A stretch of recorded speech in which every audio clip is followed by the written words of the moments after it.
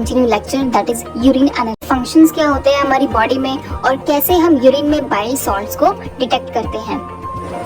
तो bile salts क्या होते हैं? देखिए, जो बाइल एसिड्स होते हैं उनके 4 डिफरेंट टाइप से बाइल सॉल्ट्स बनते हैं। ये 4 डिफरेंट टाइप्स कौन से हैं बाइल एसिड्स के? Cholic acid, deoxycholic acid, chenodeoxycholic acid and lithocholic acids. तो ये जो बाइल एसिड्स हैं, जब ये लीवर में प्रेजेंट ग्लाइसिन या फिर टॉरिन से कंबाइन होते हैं तो एक कॉम्प्लेक्स सॉल्ट्स बनते हैं। ये जो कॉम्प्लेक्स सॉल्ट्स होते हैं इनको हम बाइल सॉल्ट्स बोलते हैं। अगर ये बाइल एसिड्स ग्लाइसिन से कंबाइन होते हैं तो सोडियम ग्लाइकोलेट और potassium glycolate bile salts form होगा।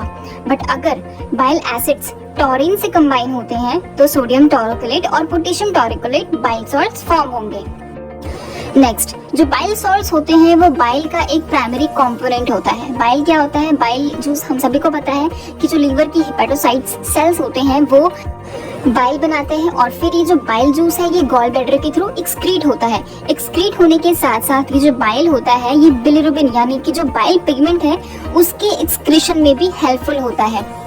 ठीक है, बिलिरुबिन को ये एक्सक्रीट करता है और उसको इंटेस्टाइन में लाता है। इसके अलावा जो बाइल जूस होता है, जो भी हम फैट कंटेनिंग फूड लेते हैं, तो ये बाइल जूस का क्या वर्क है? ये फैट के ब्रेक डाउन में, उसके डाइजेशन एब्जॉर्प्शन में बहुत ही ज्यादा इसका मेन रोल होता है। तो ये जो बाइल सॉल्ट्स है ये इसी बाइल में प्रेजेंट रहता है, इसीलिए बाइल सॉल्ट जो होता है वो बाइल का एक प्राइमरी कंपोनेंट होता है। तो ये जो बाइल सॉल्ट्स होते हैं ये भी बाइल के साथ मिलकर काफी सारे फंक्शंस परफॉर्म करते हैं बॉडी में। जैसे कि जो बाइल सॉल्ट्स हैं, बॉडी में जो भी टॉक्सिन्स, जो भी ड्रग्स है उसके एक्सक्रीशन में बाइल सॉल्ट्स का मेन रोल होता है।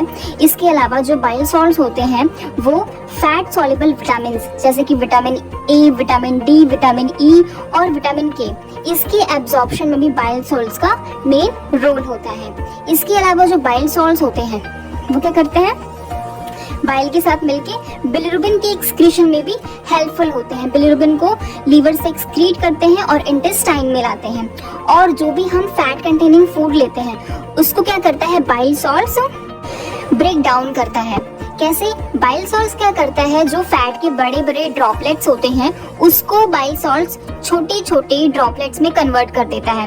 बाइल सॉल्ट्स में मेनली जो सोडियम ग्लाइकोलेट और सोडियम टैरोकोलेट होता है ये क्या करता है कि जो फैट के लार्ज ड्रॉपलेट्स हैं उनकी सरफेस टेंशन को रिड्यूस कर देता है, जिसकी वजह से जो लार्ज ड्रॉपलेट्स हैं फैट के वो स्मॉलर ड्रॉपलेट्स में कन्वर्ट हो जाते हैं, जिसकी वजह से जो पैनक्रियाटिक लाइपेज एंजाइम है वो भी प्रॉपरली फैट मॉलिक्यूल्स पर एक्ट कर पाता है और फिर फैट का इजीली डाइजेशन हो जाता है।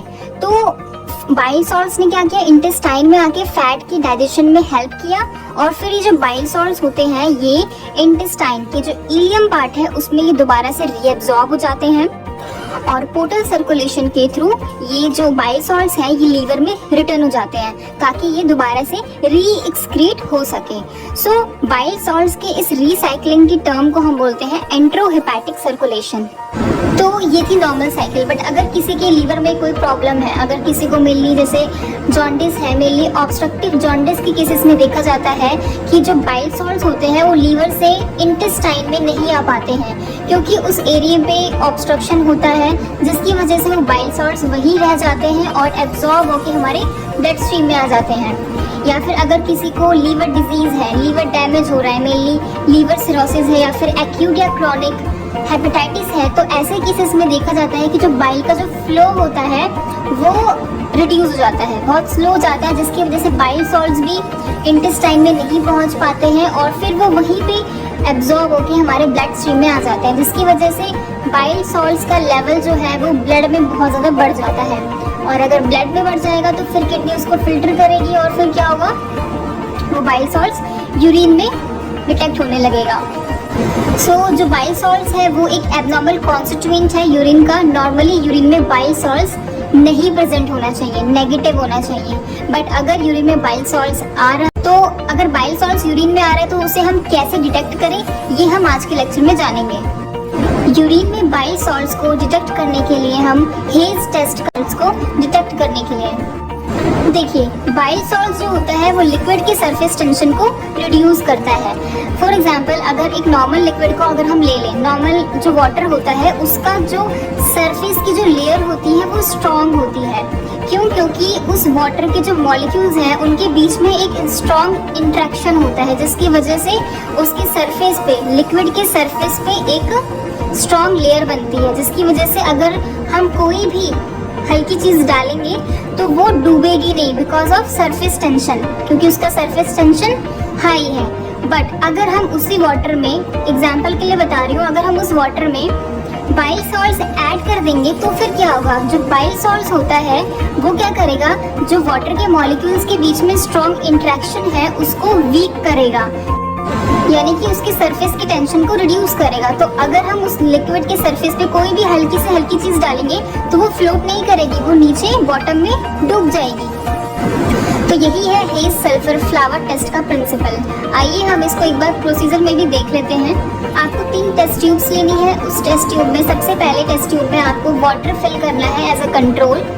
सेकेंड टेस्ट ट्यूब में आपको यूरिन फिल करना है जो बाइल सॉल्ट्स नेगेटिव होगा, और थर्ड टेस्ट ट्यूब में आपको यूरिन फिल करना है जो बाइल सॉल्ट्स पॉजिटिव होगा। इसके बाद तीनों टेस्ट ट्यूब के लिक्विड के सरफेस पे हमें सल्फर पाउडर ऐड करना है। सल्फर पाउडर बहुत हल्का होता है, ओके। तो सल्फर पाउडर ऐड करने के बाद आप देखेंगे कि जो फर्स्ट टेस्ट ट्यूब थी जिसमें हमने वाटर फिल किया था एज अ कंट्रोल, तो उसमें जो सल्फर पाउडर है वो फ्लोट कर रहा है। और सेकंड टेस्ट ट्यूब में हमने वो यूरिन लिया था जिसमें बाइल सॉल्ट्स प्रेजेंट नहीं है। तो आप उसमें भी देख सकते हैं कि जो सल्फर पाउडर है वो लिक्विड के सरफेस पे फ्लोट कर रहा है। क्यों सल्फर पाउडर फ्लोट कर रहा है? क्योंकि इन दोनों ही लिक्विड का जो सरफेस टेंशन है वो हाई है, ओके। क्योंकि जो वाटर के मॉलिक्यूल